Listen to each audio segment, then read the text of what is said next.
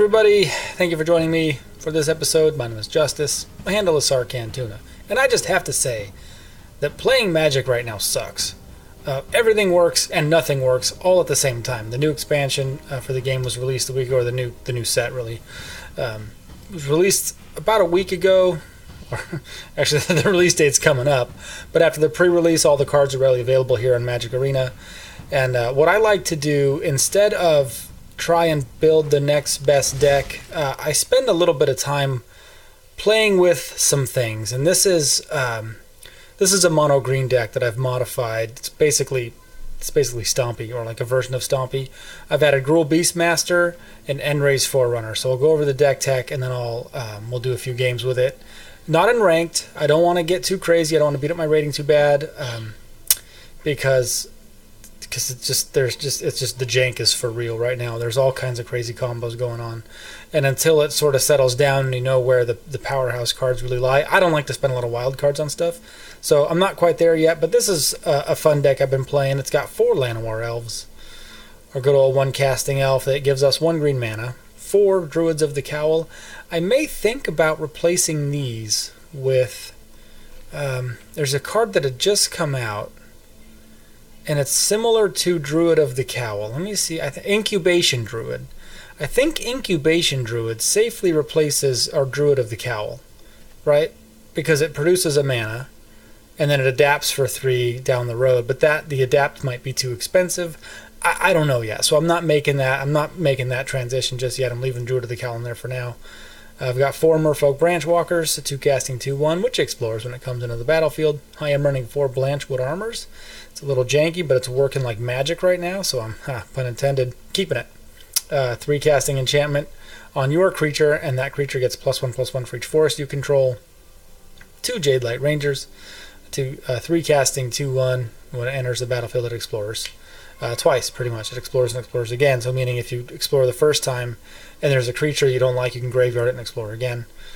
4 Steel Leaf Champions, 3 casting, 5/4, which cannot be blocked by creatures with power 2 or less, so pretty cheap overall so far. And then I'm doing 4 Gruul Beastmasters, which is a 4 casting, kind of pricey 2/2 with Riot. So she can haste or get a +1/+1 counter. But whenever she attacks, another creature gets +X/+O, where X is Gruul Beastmaster's power. And so far, this combos really well with all these other creatures and Blanchwood Armor. So you Blanchwood Armor your Beastmaster, and then you pump your Llanowar Elves. You know what I mean? So that now they have to block a Llanowar Elf. It's kind of cool. I'm running 3 Vivian Reeds. This is my only card draw engine in here, so it's nice to have 3 of them, just because she's a giant removal target. If you're playing against black, she will eat of Vraska's Contempt. That is without a doubt. So I like to have 3 as a backup. 4 Carnage Tyrants, which is our 6 casting, 7/6. It can't be countered. It's got trample. It's got hexproof. Really good against control, so I like to keep it in there. 2 Enray's Forerunners. An 8 casting, vigilance, trample, haste. When they come into play, or when they enter the battlefield, other creatures you control get +2/+2. You gain vigilance and trample until the end of the turn. It's terrific. Super expensive, though. I have yet to play this in a game. 3 Galtas, our good old 2 casting, 12/12 with trample. Or 12 casting, but nobody pays 12 for Galta. Costs X less, where X is the total power of creatures you control. You can get this out pretty quick. There's also an argument I keep having with myself about including a Marwyn. The Marwyn the Nurturer. Let me see if I can... I'll just type it in behind my face here. How do I spell it? Yeah, so I might add a Marwyn or 2, which is she has a 1 green mana equal to her power, and you could buff nicely with like Blanchwood Armor here, right? So 3 forests, Blanchwood Armor, she becomes a 4/4, taps for 4 mana, and then you could do like some cool Galta combos with Marwyn. I just haven't yet. So this is what I'm playing with. I really want to see how good Enray's Forerunners are, and I want to see if Gruul Beastmaster is good. I think Gruul Beastmaster is good for mono green because of the ramp, rather than like Gruul, like red-green combo stuff. So let's see how it plays. We're just playing in regular play mode. I don't want to do ranked games because all I'm saying is control, and it's really pissing me off. Well, we got a minute. don't forget to subscribe. I'm going to do a lot of showcase videos like this where I want to analyze the new cards and how they're playing out and what we're seeing. And for some reason, with the release of Ravnica Allegiance, I may have been totally wrong about Golgari. It's come back. It's like survives all the removal, and it's, I don't know, might be kind of strong. Okay, so we're on the draw here, but we've got a pretty good setup. I like this ramp. I like the Explorer. I like the Carney Tyrants. We should do well versus mono red. So if he's gonna shock our Llanowar Elves, that's a given. But then we've got our Druid of the Cowl, and if our Druid of the Cowl lives a turn, we can Blanchwood Armor our Druid, and he can't remove it. And it's just a fat blocker, and we live through all of his nonsense.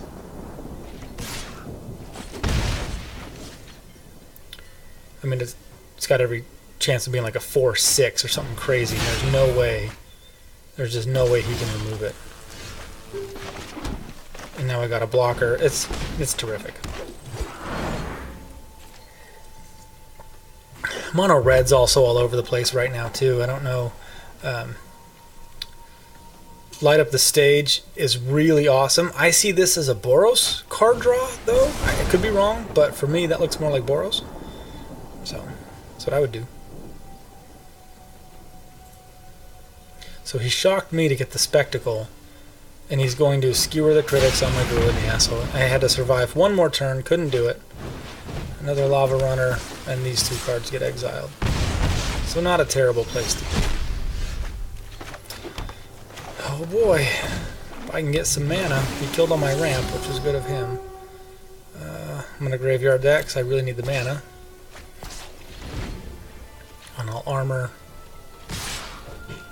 I'm not gonna block. It might be silly. If this is a...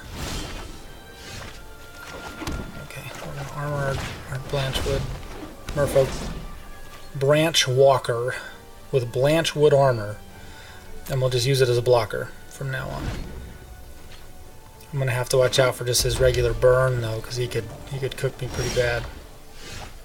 Awesome. So having all these Explorers in the deck is gonna help me chew through a little bit. We will keep that. Yep. Save the blockers. Thank you. And now we'll build up a little army of our own. Our Jadelight Ranger is susceptible to the nonsense here. This is what it is.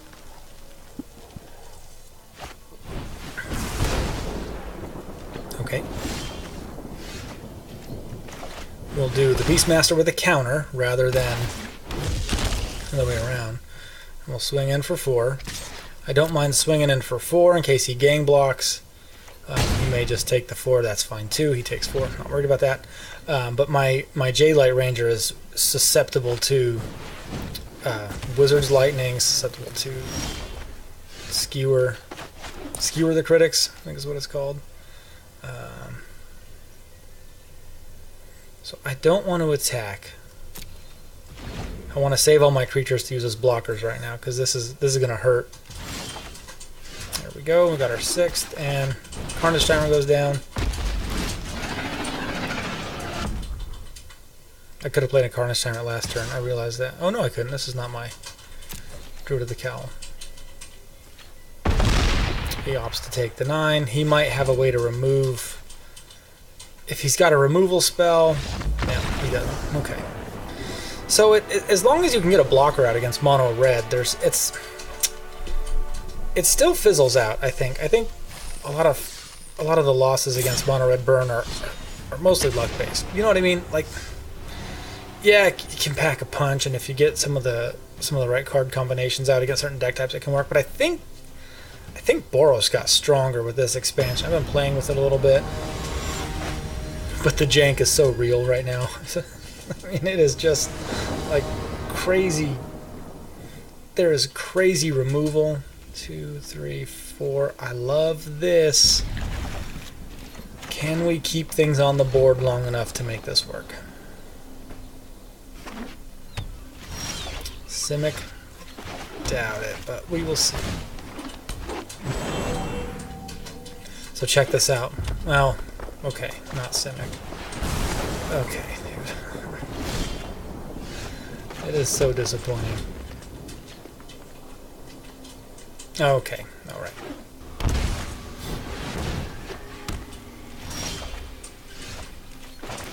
So we'll play my... Yeah, may as well play my Beastmaster. Give her a counter.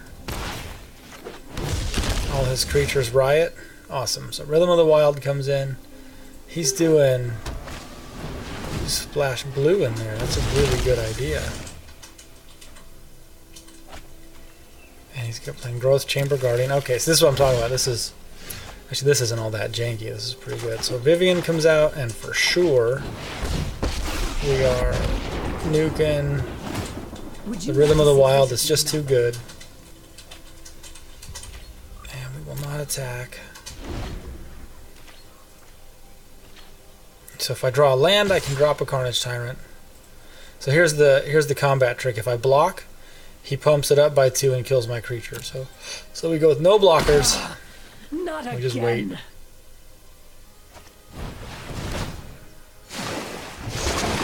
It's a 2/2. Okay, that's fine. And luck of the draw.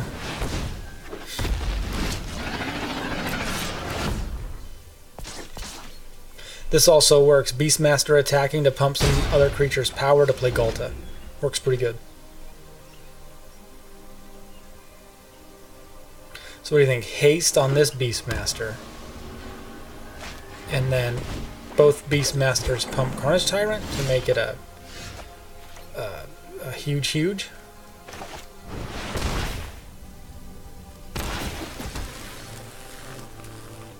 Or should I? I know what I'll do. So this Beastmaster pumps Carney T. This one pumps other Beastmaster. So now he's got 2 healthy threats right here. This is pretty scary. This is nice. I like that.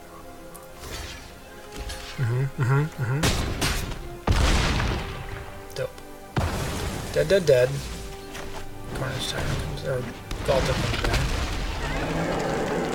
I'm getting my beef confused. Yep, it's game. Cool, this deck's working really well. I wouldn't be surprised if the pros come up with something hopefully similar. I'm giving myself too much credit there, I realize that, yes. But also, Brada, yes, Brada's back. This is, am I wrong about this? But this is total Gruul Mana Factory, right? This is awesome. But no, I think mono green with some of these like beefy and rioting cards that are green and even some adapting. I don't know that you've got to splash red or blue. I think it works pretty good with mono green. Like it was working. I don't know what it's missing to be super competitive though. I might try and play it. Oh, I go first with no ramp and nothing till turn 3. But I do love what I have. I do. Sometimes it's risky. I mean, there's some good 1 and 2 drops in the deck, but I'll risk it, and I will hope that actually I'm going to hope that I'm playing against something super aggro and not something super control. Oh, this is that creature control deck. He's going to play the... What's he doing, Rakdos? Okay, there's Spectacle. No? Okay. That works. Right.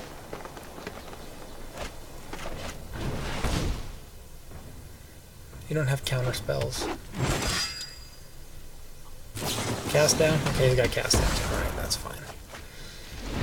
Enjoy him while you got him, buddy. Sword point. They get exiled, right? So 1, 2, and 3. So he can have that card. That's fine. He can have Resembling Skeleton. That's fine. You cannot have a risk factor. It's going to cost me life anyway. So I may as well pay the 3 to have it exiled forever, and it's never coming back.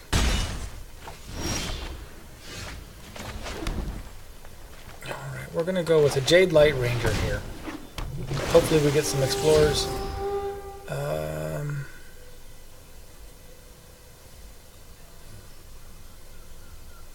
No, I'm going to graveyard that one. I got 4 of them. Got 1 in my hand. No, we'll hang on to the Llanowar Elves. That works. 5. Okay, so see what I'm saying here? Like Galta's Galta's coming down soon. I don't want to put any enchantments on my non-legendary creatures at this point because they will get casted down. He's running cast downs. And Squee. Alright, Squee. I'm going to trample right over the top of you, buddy. And we'll do a branch walker also. Hopefully... Oh, he's running...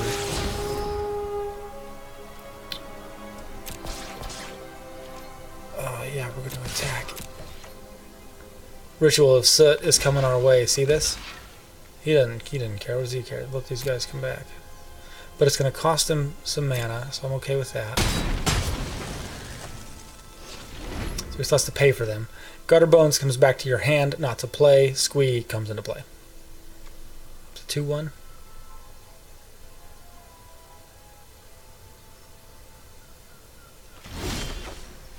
Five mana.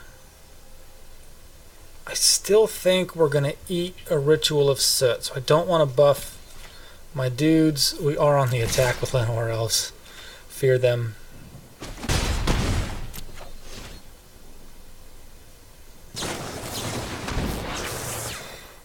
I think he's looking for land, so we're going to go ahead and take potentially 8 damage here.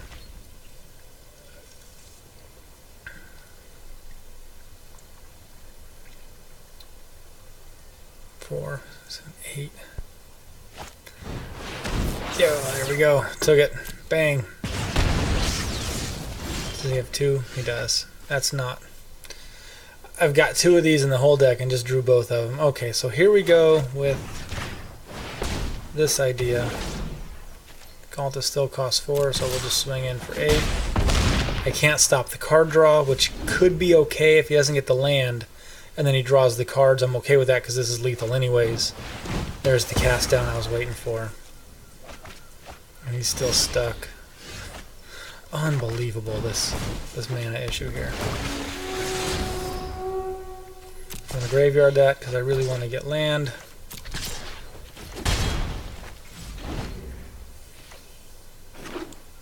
Actually, that was stupid. I should have kept that. Riot with haste would have ended the game next turn. So he's got to think about blocking. Okay, here we go. Excellent.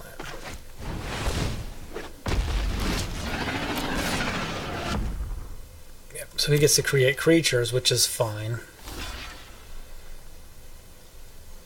Because my Carnage Tyrant will roll over the top of them. It'll survive a Ritual of Soot. It'll survive Cry of the Carnarium, I think is what it's called, which gives creatures counters. He's got 3. He's still going to take 4 from just my Carnage Tyrant. 7. That's got Galta coming down. This is promising. He can draw all the cards he wants. Unless, of course, he's got 2 lightning strikes. That's what he's got over here.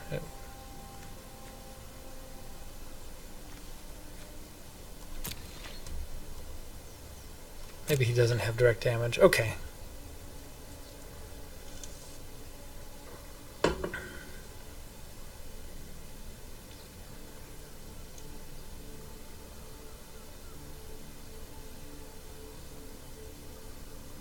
I might try and add some blue for a counterspell. Like, I think this would be competitive if I could get rid of Settle the Wreckage effectively.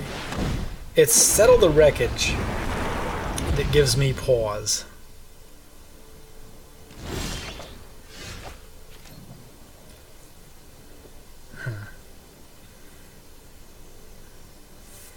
What has he got going on? Okay, so he can block the Tyrant with a Phoenix, take 4, and block these 2, and then get out of there after taking 4. 6/6 demon creature, token with flying and trample. When you grab, you sacrifice a creature. If not, deal 6 damage to you. Okay. And then he'll have a Phoenix with haste. He can swing in for 4.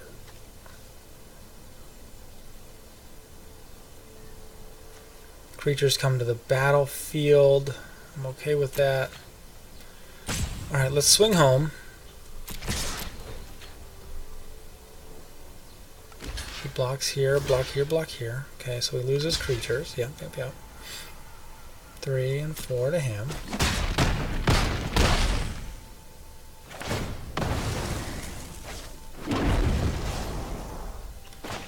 We drop a Steely, so we can block on the ground. His Phoenix is going to fly right over the top of me. He can draw cards all he wants. I can't stop it. He draws into a land. Yeah, this guy does fly and trample, but he's got Summoning Sickness. So he can risk factor twice. I can't stop it, unless I click the wrong button and die. This is his last turn, so he's got to end the game here, or my trample just blows right over the top. Reclusive Menagerie. Okay, so one comes right into play. The Summoning Sickness. And I take 4. I mean, that was an expensive... Unless he's got a Skewer the Critics. It doesn't matter. The trample is going to be too much. He can't block Steely. Skewer the Critics would go well in his deck. Unless he's got one. Has he got one? No. Yep. So...